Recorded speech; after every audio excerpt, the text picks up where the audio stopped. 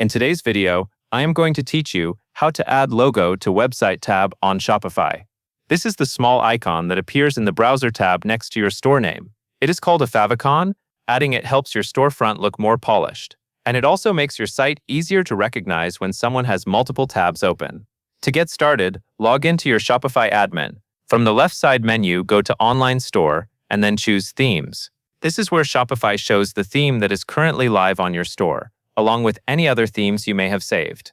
Next, find your active theme. You will see a Customize button next to it. Click Customize to open the theme editor. This is the area where you can adjust the look and settings of your store without editing code.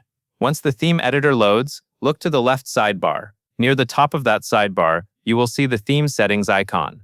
It looks like a gear. Click that gear icon to open the global theme settings. These settings apply across your store rather than to a single page section.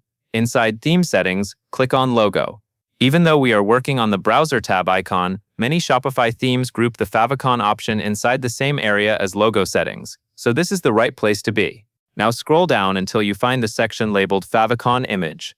This is where you upload the icon that will show in the Website tab. Click Select Image.